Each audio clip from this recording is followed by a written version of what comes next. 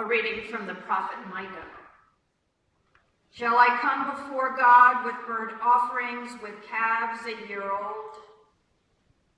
Will God be pleased with thousands of rams, with 10,000s of rivers of oil? Shall I give my firstborn for my transgression, the fruit of my body for the sin of my soul? God has told you what is good. And what does God require of you but to do justice and to love kindness and to walk humbly with your God?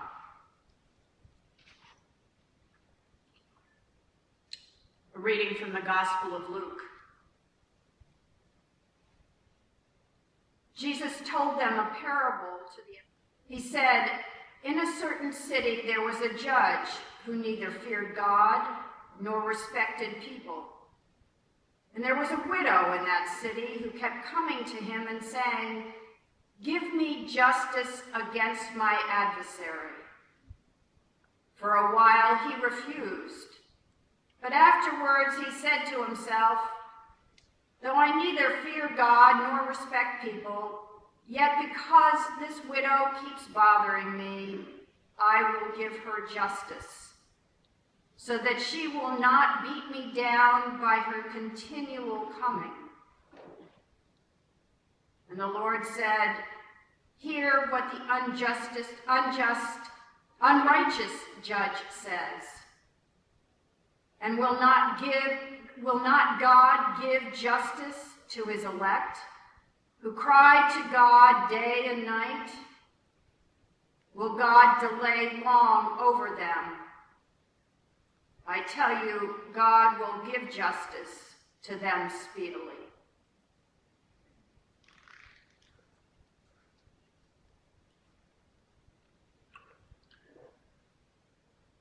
This parable, I think, is a parable of liberation, of the theology we embrace in Sabeel, and we look to it for strength, because we are not a powerful movement or organization.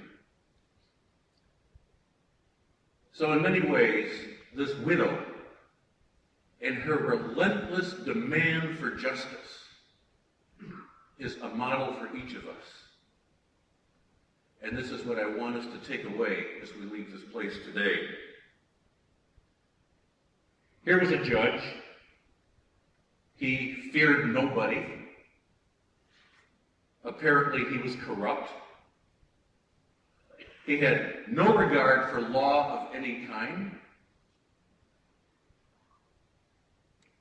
whether Torah, or to bring it forward, international law, human rights law, the rule of law.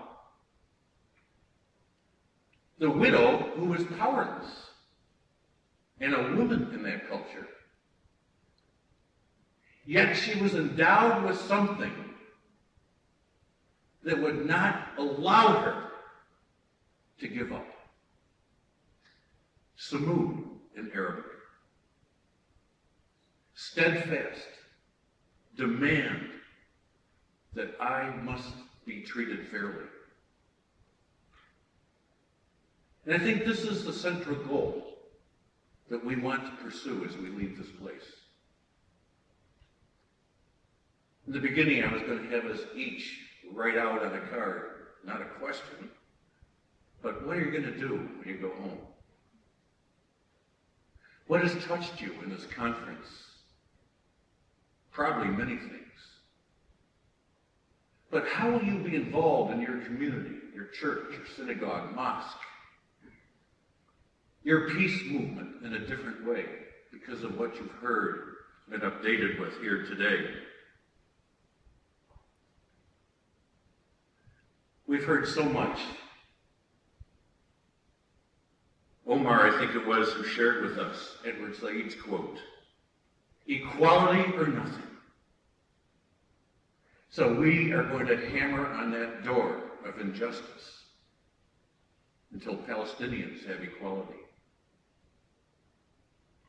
When I think of the weakness of the widow, I think of Wadi Fukin, where many of us visited. And I know Michael Yoshi has been here in the campaign. When we were there, we picked olives in the morning, and then they explained to us how the settlement was encroaching on the village and dumping raw sewage on their farmland, driving them out. And that's just one of the many villages.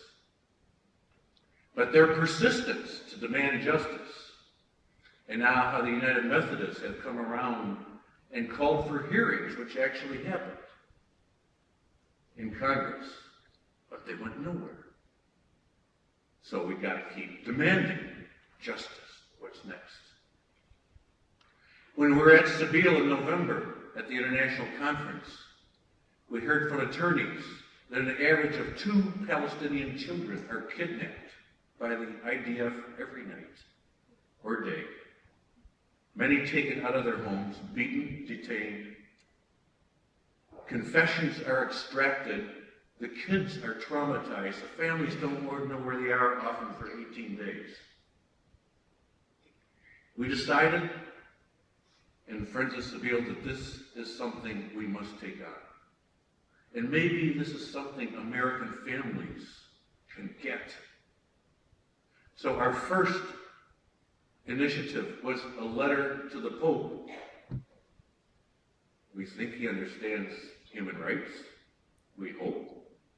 We got a letter from over 200 religious leaders and more bishops than we've ever had sign anything. That was delivered to the Pope on Ash Wednesday. We haven't heard anything from the Pope. So we're going to knock on that door like the widow. We now have passed 2,600 signatures on a petition. We could hit 3,000 in a few days.